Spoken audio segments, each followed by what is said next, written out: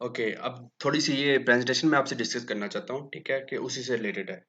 अब इसमें क्या है कि इसकी जो प्रेजेंटेशन है, ठीक है, इसमें डिस्कस किया हुआ है ट्रांसफ्यूजन रिएक्शंस, ठीक है, कि जब हम ट्रांसफ्यूज ब्लड करते हैं उसको कौन कौन से रिएक्शंस हो सकते हैं। आप ऑलमोस्ट मोस्ट ऑफ दम से जो है ना, आप काफ़ी ज़्यादा वो जानते हैं, क्योंकि आपने देखे भी होंगे, ठीक है, आपको इससे पढ़े भी होंगे, तो नहीं पढ़े तो आपको पढ़ने चाहिए, दीज आर वेरी इंपॉर्टेंट, ठीक है।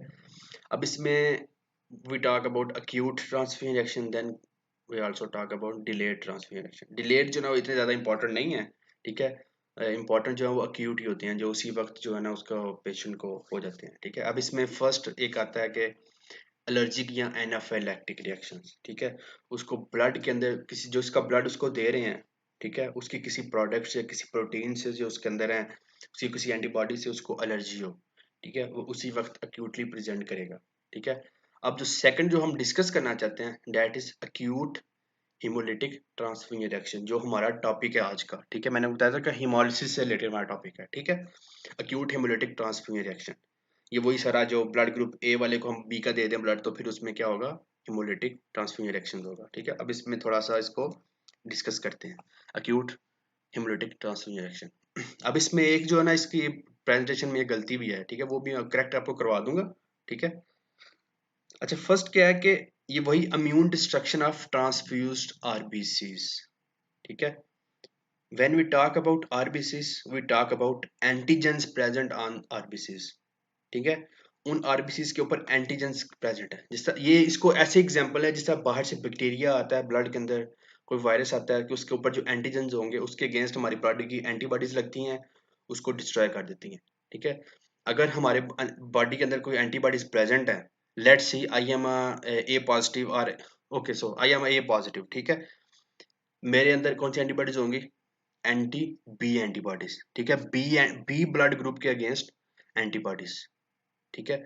अगर मुझे ट्रांसफ्यूज किया गया बी ब्लड ग्रुप का बी एंटीजेंस, ठीक है, तो एंटीबॉडीज उसी वक्त क्रॉस रिएक्ट करेंगी, ठीक है, उन आरबीसीज का ब्रेक डाउन कर देंगी, ठीक है, और जो ना वो डिस्ट्रक्शन हो जाएगी, and that will be called acute haemolytic transfusion reaction. Clear है आप चीज को ना, ठीक है। जब भी हम ट्रांसफ्यूज आरबीसीज की बात करते हैं, we talk about antigens present on those RBCs, ये clear, which are attacked by recipients antibodies due to incompatibility causing hemolysis, ठीक है, ये वही चीज है। अच्छा, अब इसने जो चीज लिखी हुई है, ये चीज इसने ठीक नहीं लिखी हुई, ठीक है। What is intravascular haemolysis and what is extravascular haemolysis, ठीक है। अच्छा, अब इसमें जो क्या होता है कि इंट्रावेस्कुलर इजी है, क्या इसमें वर्ड है कि इंट्रावेसल्स के अंदर जो हेमोलिसिस हो रहा है, ब्लड वेसल्स के अंदर हेमोलिसिस हो रहा है। अब जब आप बात करते हैं एक्स्ट्रा वेस्कुलर हेमोलिसिस की, आप कहते हैं यार कि अच्छा, एक्स्ट्रा वेसल्स क्या मतलब है, ब्लड जब होती सिर्फ वेसल्स के अंदर है, ठीक है, तो why we are talking about extra vascular haemolysis, ठीक है। अब ये चीज थोड़ी सी डिफरेंट आ जाती है, जो कि मोस्ट ऑफ द टाइम हम कंफ्यूज होते हैं, हमें इस चीज का आइडिया नहीं होता, ठीक है। तो अब इसको मैं थोड़ा सा आपको बताना चाहता हूँ, ठीक है। जो इंट्रावेस्कुलर हेमोलिसिस इसमें लिखा हुआ है, ये जो इसमें लिखा हुआ है ना, ठीक है, ये जो व्हेन डोनर आरबीसी, ठीक है, ये इसने लिखा हुआ है एक्स्ट्रा वेस्कुलर हेमोलिसिस का। इंट्रावेस्कुलर हेमोलिसिस का क्या प्रोसीजर होता है, सिंपल सिंपल प्रोसीजर, जो नॉर्मल बैक्टीरिया का होता है, नॉर्मल वायरस वायरस का होता है।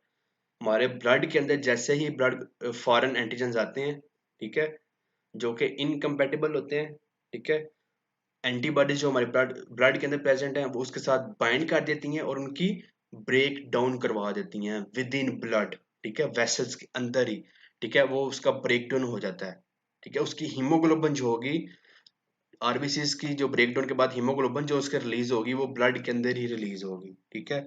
वो आपकी किडनीज तक जा सकती हैं, आपके बाकी जो है ना ऑर्गन्स तक जहां जहां वो ब्लड जाएगा वहां वो हीमोग्लोबिन और वो सारा जो है ना आपका डिस्ट्रॉयड आरबीसीज है, वो वहां वहां जाएंगे, that is called intravascular haemolysis.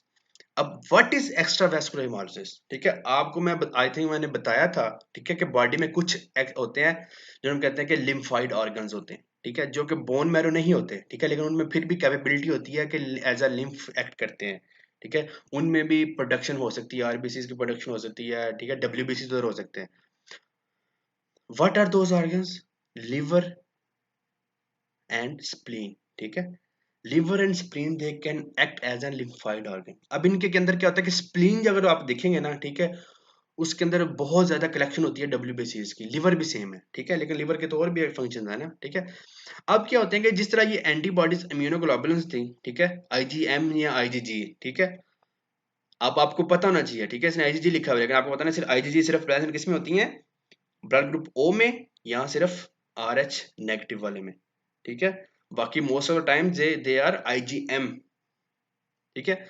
अच्छा, अब जो बात करते हैं कि जब वो फॉरेन ब्लड आया है, ठीक है, उसके साथ एंटीबॉडीज अटैच हो गई है, हो सकता है वो उनकी डिस्ट्रक्शन ना करवाएं, ठीक है। वो जैसे ही वो ब्लड जाता है स्प्लीन के अंदर, ठीक है, जो स्प्लीन के अंदर प्रेजेंट होते हैं मैक्रोफेजेस वगैरह, ठीक है, या जो भी उसके डब्ल्यूबीसी होते हैं, वो उन आरबीसीज को इनगल्फ कर लेते हैं अपने अंदर, ठीक है।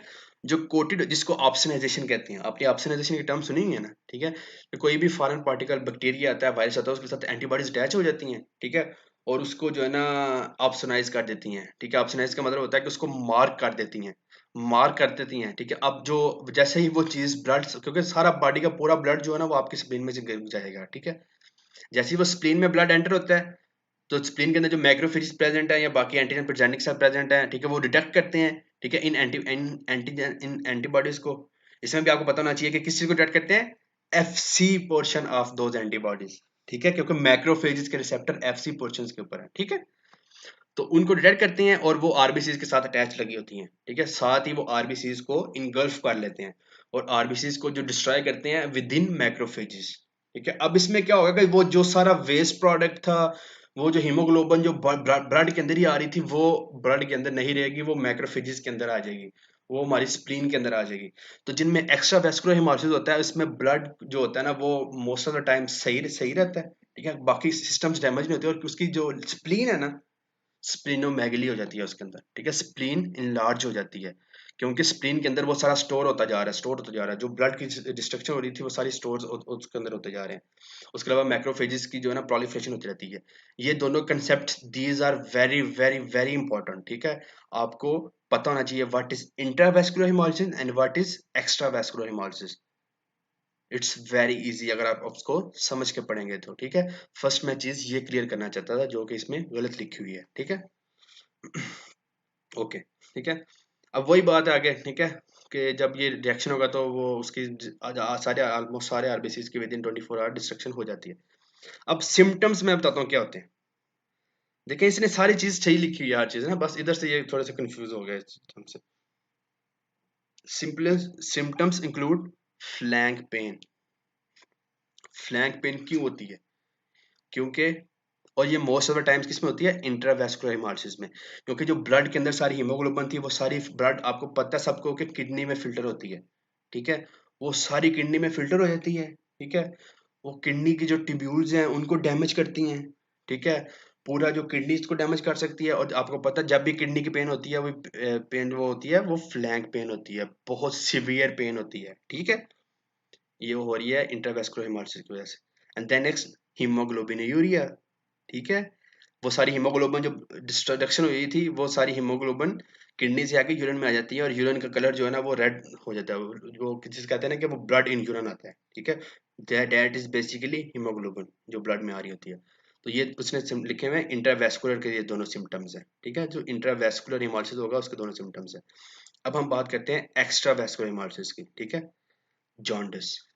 अब क्या होता है, स्प्लीन एंड लिवर, आपको मैंने बताया कि ये दोनों जो होते हैं इनके अंदर डिस्ट्रक्शन होती है। जो नॉर्मल जो आपका इंट्रावेसल्स हैं वो बिल्कुल ठीक है, ठीक है, उनके अंदर ये, क्योंकि वो हमने, ये जो इंट्रावेस्कुलर मार्सेस है ये बहुत ज्यादा, मेरे मुताबिक जो है ना ये ज्यादा सीवियर है, सीवियर ज्यादा है।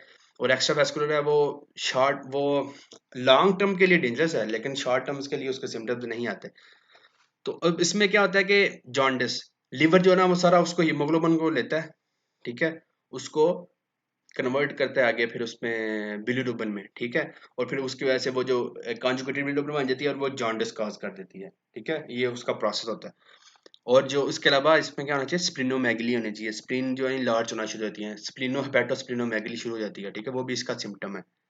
वॉमिटिंग, हाइपोटेंशन, ये सिंपल जो उसके साइन है, जो आपके ब्लड की जो है ना, ब्लड प्रेशर लो हो जाएगा आपका, ठीक है। और जो ब्लड की डिस्ट्रक्शन हो रही है उसकी वजह से फीवर भी हो सकता है, क्योंकि इन्फ्लेमेशन का प्रोसेस चल रहा होता है आपके ब्लड के अंदर ये सारा, ठीक है। ये चीज़ क्लियर है। अब ये चीज़ मैं आपको इसलिए बताना चाहता था, ठीक है, तो आपको एक आइडिया हो जाए कि क्या प्रोसेस क्या हो रहा है ब्लड के बॉडी के अंदर जब आपने किसी को गलत ब्लड ट्रांसफ्यूज कर दिया हुआ है, ठीक है।